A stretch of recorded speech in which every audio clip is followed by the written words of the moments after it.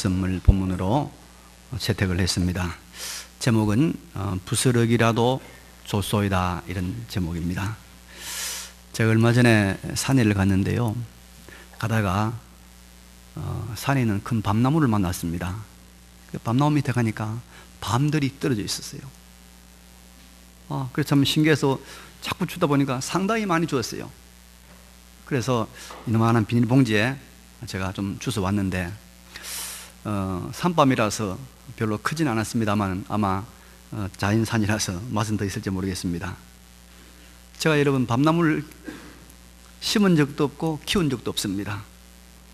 근데 그냥 밤나무가 떨어져 있는 거예요. 제가 가서 그냥 주워오면 됩니다. 근데 제가 가서 줍지 않으면 제가 그 밤을 먹을 수도 없고 제가 가질 수도 없는 것입니다. 제가 이걸 보면서 하나님이 우리에게 은혜를 주시는 원리가 이와 같다고 생각을 했습니다.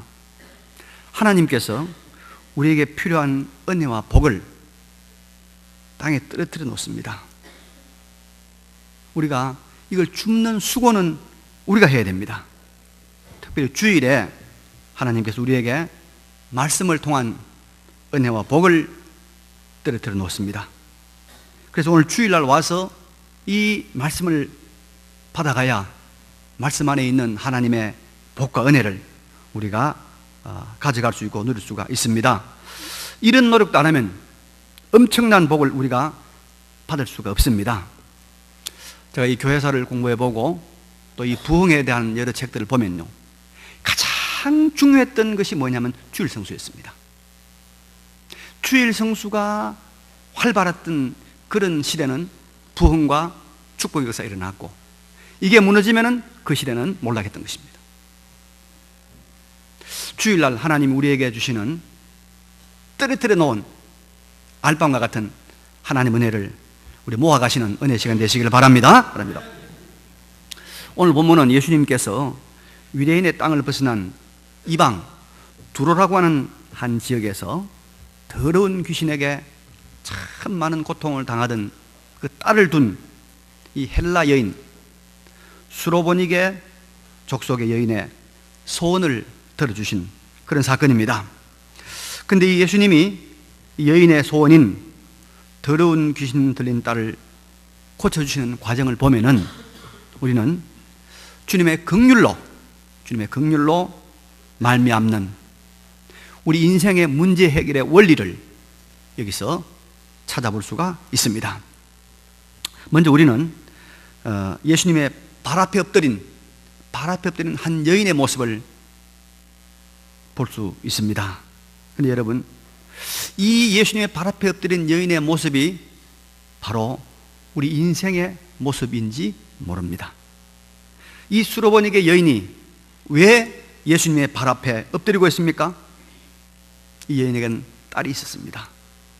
그는 그 딸을 사랑합니다. 딸을 사랑하지 않는 엄마가 어디 있겠습니까? 여기 있는 우리 엄마들이 아들, 딸을 사랑하는 것처럼 그 마음 그대로 사랑했을 것입니다. 그런데 이 딸이 아주 고약한 귀신에 들린 것입니다. 요즘 말로 미친 것입니다. 그러다 보니 육체도 온전하지 못할 것은 당연할 것입니다.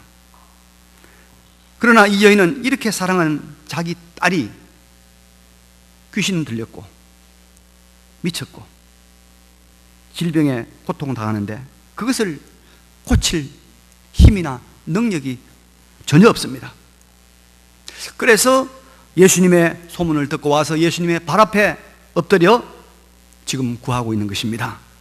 그래서 예수의 발 앞에 무릎 꿇고 있는 이 여인은 자식을 사랑하는 사랑은 있지만은 그 사랑을 실현할 수 있는 능력이 없는 그 사람임을 나타내고 있는 것입니다. 사랑은 있지만 사랑을 이룰 수 있는 능력을 가지지 못한 모습, 이것이 바로 우리 인생의 모습 아닐까요, 여러분? 에덴 동산에 두 남녀가 사랑했죠. 아담과 하와 아닙니까? 근데 이들이 하나님 앞에서 죄를 범해서 에덴 동산 밖으로 쫓겨났습니다. 그런데 이들이 에덴 동산 안에서도 서로 사랑하는 부부였고 에덴 동산 밖에서도 사랑하는 부부였습니다. 하게 뭐 다른 걸 사랑할 대상도 없었지만은 에덴 동산. 어쨌든 이 두 사람은 에덴 동산 안에서도 사랑했고 밖에서도 사랑했습니다. 근데 다른 것이 하나 있습니다. 사랑은 동일했지만은 에덴 동산 안에서는 사랑도 있었고 그 사랑을 이룰 수 있는 능력도 있었습니다. 그러나 에덴 동산 밖에서는 사랑은 있었지만은 사랑을 이룰 수 있는 힘과 능력은 가지지를 못했더라는 것입니다. 이것이 여러분 다른 것입니다. 그리고 이 모습이 바로 우리 인생의 모습입니다. 우리가 자식을 얼마나 사랑합니까? 우리가 가족을 얼마나 사랑합니까? 그러나 안타까운 것은 그 사랑을 이룰 수 있는 능력이 우리에게는 없다는 것입니다. 이제 대입시험을 위한 수능 시험 일자가 다가오고 있습니다. 그죠? 고3을 둔 우리 부모님들 모두는 다 자식 사랑을 마음 간절하죠. 우리 아들이 만점 받았으면, 좋은 점수 받았으면. 그러나 좋은 점수 만점을 받게 할 수 있는 능력이 부모들에게는 없다 이 말입니다. 없어요. 우리가 저 아프리카나 북한에서 헐벗고 굶주린 그 불쌍한 아이들의 모습 보면 얼마나 애처롭습니까? 얼마나 마음이 안타깝습니까? 그러나 그들의 문제를 해결해 줄 수 있는 능력이 우리에게는 너무나 부족한 것 사실 아닙니까? 그러나 여러분, 이것이 우리 타락한 인간, 에덴 동산 밖에 있는 우리 인간의 실존입니다. 사랑은 있지만은 능력이 없는 이 딜레마, 이게 서글픈 우리 인생의 모습이다 이 말입니다. 그렇지 않습니까? 사랑합니다. 마음은 간절합니다. 그러나 그 사랑을 이룰 수 있는 능력이 우리에게는 없다 이 말입니다. 이게 우리의 모습 아닙니까 여러분? 그러나 너무 낙심하거나 너무 절망할 필요는 없습니다. 그 사랑은 있지만 능력이 없었던 수로보니게 여인이 문제 해결을 받습니다. 능력을 공급받습니다. 자신의 사랑을 이루고 있다는 것입니다. 이제 우리가 이것을 한번 살펴보아야 될 필요가 있지 않을까요? 예수님께서 이방 땅 두로 지방을 가셨을 때 이방 사람 헬라인 이방 수로보니게 족속의 여인이 예수님께로 와서 그 발 아래 엎드려 딸을 고쳐주시기를 간구하고 있습니다. 간절히 구하고 있습니다. 이것이 이 여인의 문제 해결의 출발점이었습니다. 예수님을 만나서 예수님께 간구하는 것, 이것이 이 여인이 구원의 밧줄을, 능력 공급의 밧줄을 받게 된 첫걸음입니다. 여러분, 우리는 문제가 생기면은 다른 생각하지 마시고 예수님을 찾아가서 그분께 간구해야 될 줄로 믿습니다. 기도해야 됩니다. 이거는 너무나 잘하는 성도의 문제 해결의 공식입니다. 공식 아닙니까? 그런데 여러분, 여기서 우리는 하나를 꼭 기억을 해야 합니다. 이 여인이 예수님을 찾아가서 간구한 데는 그가 한 가지 장벽을 넘어서 갔다는 것을 기억해야 됩니다. 이 여인은 이 장벽을 넘어서서 주님께 간구했고, 이 장벽을 넘어서서 간구한 그 간구가 주님의 주목을 받았다는 것입니다. 예수님은 유대인입니다. 예수님 유대인입니다. 이 여인은 이방인입니다. 이방인과 유대인 사이에는 그 당시에 굉장한 장벽이 있었습니다. 당시에 유대인들은 여러분, 이방인들을 뭐라고 취급했냐면 개라고 취급을 하고 상대를 하지 않았습니다. 그러면 여러분, 이래 별로 잘나지도 못한 유대인들로부터 이방인들이 개라고 취급받으면 이방인들은 어떻게 했을까요? 여러분, 자기를 무시하는 사람, 여러분 그 무시하는 사람에게 대해서 당신이 나를 무시해도 나는 당신을 존경합니다, 나는 당신을 사랑합니다, 그렇게 할 사람이 몇 명이나 있을까요? 아무도 없죠. 우리가 서로 존경해야 되죠. 아마 그렇게 무시받았던 유대인들은 이렇게 생각했을 거예요. 이방인들은 유대인들 보고, 그래 너희들이 나를 개로 보느냐? 그래 난 너를 늑대로 본다.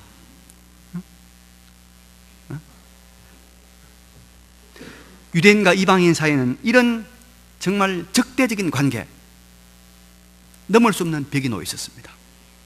본문에서도 예수님의 비유를 보면 확실히 아주 예수님 뭐라고 말씀합니까? 자녀로 먼저 배불리 먹게 할지니 자녀의 떡을 취하여 개들에게 던짐이 마땅치 아니하니라. 예수님도 무슨 영문인지 모르지만은 유대인과 이방인 사이의 관계를 아주 별로 가깝지 않은 관계를 말하고 있지 않습니까? 그런데 여러분, 이 여인은 이런 장벽을 뛰어넘습니다. 그리고 예수님의 발 앞에 와서 엎드리고 있는 것입니다. 이 여인이 유대인과 이방인의 이 장벽을 그가 마음으로 의식하고 있었다면 아마 이런 생각이 했을 거예요. 내가 이방인은 내가 유대인은 예수한테 가봐야 내가 대접받지 못할 것이다. 문전박대를 받을 것이다. 틀림없이 가봐야 흔일 것이다. 이런 생각을 할 수 있을 것이고, 또 이런 생각을 할지 모르죠. 야, 뭐 고침 받는다는 말이 있는데 고침을 받을는지 안 받을지도 모르지만은 그렇게 자존심 상하게 하는 유대인을 내가 굳이 찾아갈 필요가 있겠는가? 이런 여러 가지 생각을 했을 것입니다. 그러나 이는 이런 유대인과 이방인 사이의 간격을, 이 장벽을 뛰어넘고 그걸 극복하고 예수님 앞에 와서 무릎을 꿇고 간구하고 있는 것입니다. 이것이 예수님께서 그 수많은 사람 중에 이 여인을 주목하게 된 이유가 아니겠습니까? 이 여인의 간구가 여기에서 희망이 있는 것입니다. 그리고 주님이 그를 상대해 주신 것입니다. 우리 이것을 다른 말로 표현하면 장벽을 뛰어넘는 파격적인 결단이다.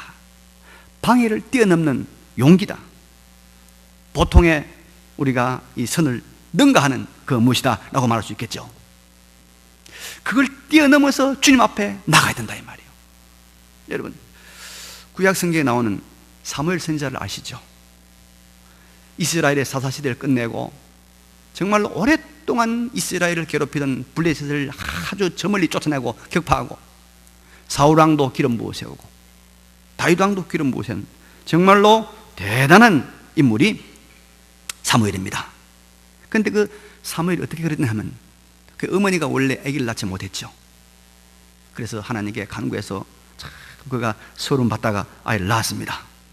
그런데 아이를 놓고 나서 그가 서원한 대로 해마다 올라가는 이 실로의 절기 올라가지 않습니다. 그 남편이 왜 올라가지 않느냐 물으니까 하는 말이, 내가 이 아이를 젖될 때까지만 키우고 젖된 다음에는 성막이 있는 이 실로에 보내가지고 엘리제 제사장 밑에 평생을 두게 하겠습니다. 그렇게 말합니다.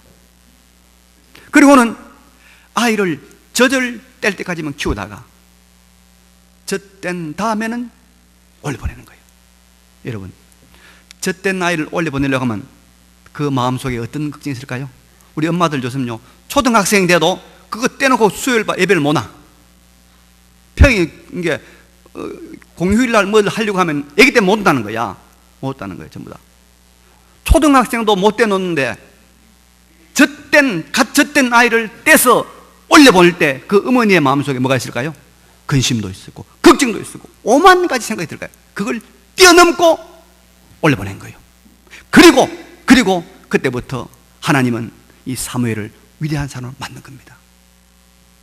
오늘도 여러분, 장애를 뛰어넘고 장벽을 뛰어넘고 해방을 뛰어넘고 주님 앞에 나와드릴 때 주님께서 은혜 주신 줄로 믿으시기 바랍니다. 아무 일 없고 편안하면 교회 오고, 조금만 무슨 일이 있어도 교회 안 오고, 평생 예수 믿어도 하나님 못 만납니다. 단언합니다. 뚫고 와야 돼요. 방해를 뛰어넘고 해방을 뛰어넘고 젖된 아이를 뛰어넘는 그 어머니의 걱정과 근심과 염려를 뛰어넘고 왔을 때 하나님께서 사무엘 위대한 사람 만드는 것입니다. 여러분, 금식기도 하면 은혜 받는 거 아시죠? 금식기도. 제가 아는 어느 목사님은 그런 얘기 하더라고요. 자기가 부교육자 때 섬겼는 목사님인데 공부도 별로 안 한 분인데 말씀에 그렇게 은혜가 넘친대요. 돌아가셨는데 또 이분이 기도를 하면 기도가 막 응답이 돼서 막 병자가 낫고 굉장한 역사가 일어났다는 거예요. 그래서 한때는 우리 교단에 아주 놀라운 부흥사로 활동하신 분인데, 그분이 왜 그렇게 은혜 받는 하니까 40일 금식 기도를 2번 했대요. 그러니까 한 번 40일 금식 기도해서 하나님께 말씀의 은혜를 받고, 한 번 또 40일 기도 금식해서 40일 금식 기도해서 이 기도의 능력을 받았다는 거예요. 여러분, 금식 기도 하려고 하면 걱정돼요, 안 돼요? 자, 당장 오늘 밤부터 여러분 3일만 금식하다 가면 여기 걱정이 됩니까, 안 됩니까? 우리 부활절 고난주간에 한 끼 금식 못하고 넘어가는, 한 끼 금식 못하고 넘어가는 게 많아요. 세 끼 금식은 하자 그러면 그것도 힘듭니다. 금식하려고 하면 얼마나 걱정이 많습니까? 마음속에 그 맛있는 걸 못 먹고 배도 고프고 힘들어요. 그 장벽을 뛰어넘고 주님 앞에 가야 돼. 그걸 뛰어넘고 하나님 앞에 가야 주님께서 관심을 기울인단 말이에요. 믿으시기 바랍니다. 장벽을 뛰어넘어야 돼요. 이 여인이 여러분, 이 유대인과 이방인 간의 그 큰 장벽을 뛰어넘고 유대인 예수님 앞에 무릎을 꿇었단 말이에요. 그런데 이렇게 출발한 이 여인의 문제 해결은 나타납니다. 그 다음에 나타나는데, 예수님은 이렇게 파격적인 모습, 가로막힌 장벽을 뛰어넘는 행동으로 주님 앞에 간구하는 이 여인을 향해서 따뜻한 말씀을 하시는 것이 아니라 참 냉정한 말씀을 하십니다.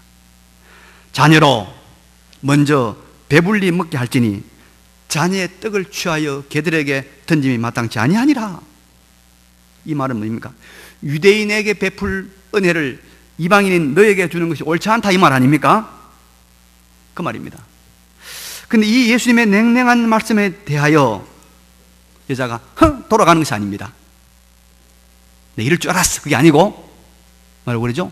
주여 올소이다마는 상 아래 개들도 아이들이 먹던 부스러기를 먹나이다. 자, 이 말, 주여 올소이다마는 상 아래 있는 개들도 아이들이 먹던 부스러기를 먹나이다. 이거 어떻게 보면 해학이지요.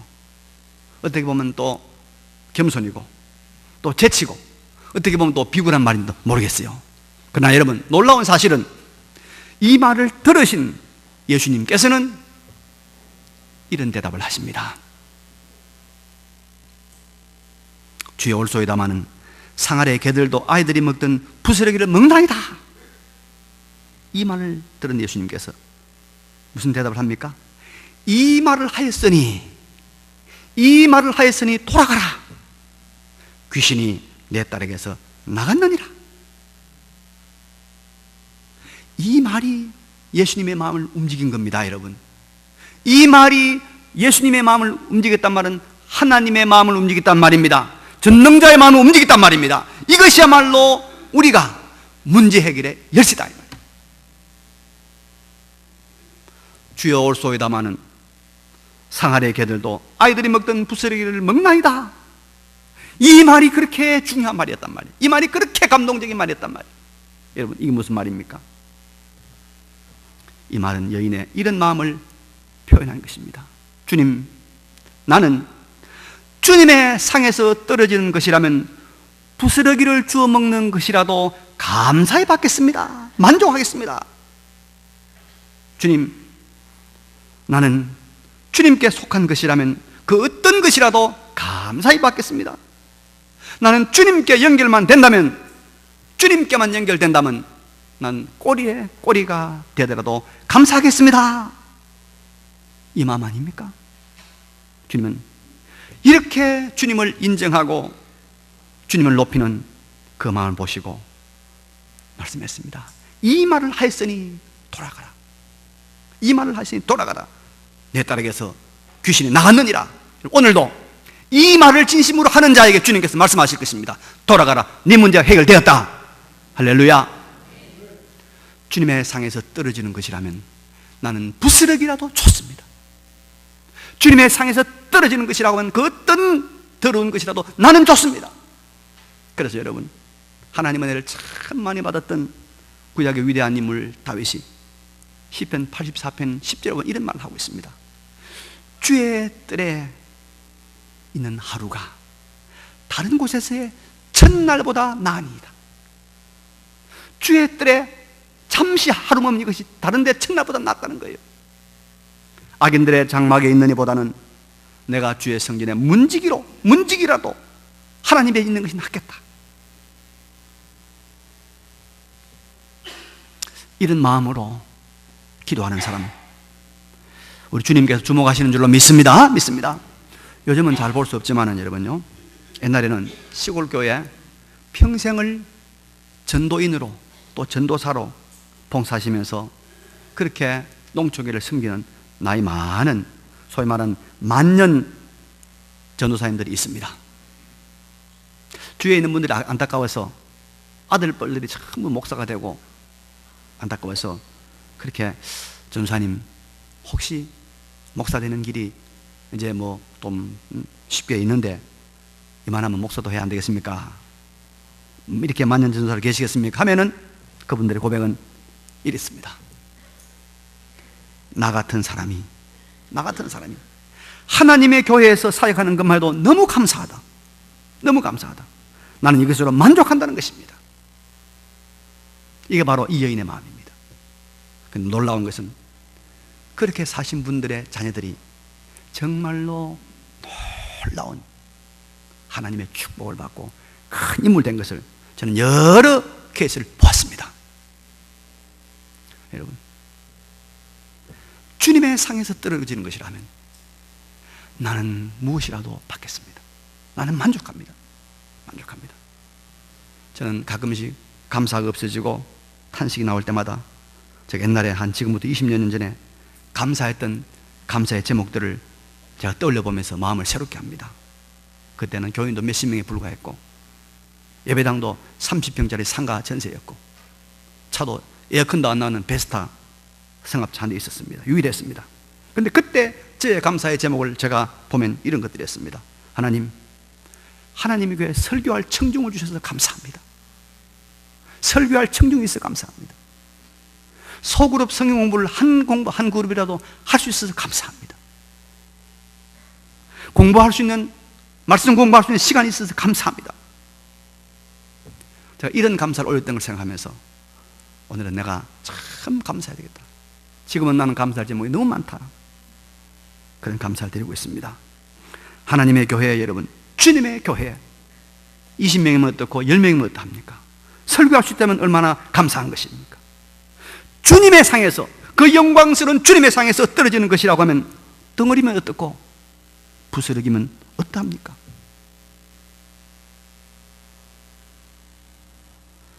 주님 안에서 사는 인생이라고 하면 100년이면 어떻고 50년이면 어떻고 30년이면 어떻습니까? 주님 안에 우리에게 영생이 있는데 좋소이다. 부스러기도 먹나이다. 여러분, 교회 안에서 장로면 어떻고 집사면 어떻고 평교인은 어떻습니까? 하나님의 권속이고 하나님의 백성이 되었는데 이게 바로 여러분 주님의 상에서 떨어지는 부스러기라도 나는 좋습니다, 이 마음입니다. 교회가 크면 어떻고 적으면 어떡합니까? 그리스도의 몸된 교회면 만족한 거 아니겠습니까? 주님의 상에서 떨어지는 것이라고 하면 부스러기라도 좋습니다. 이 말을 하면 주님께서 뭐라 합니까? 네가 이 말을 하였으니 돌아가라.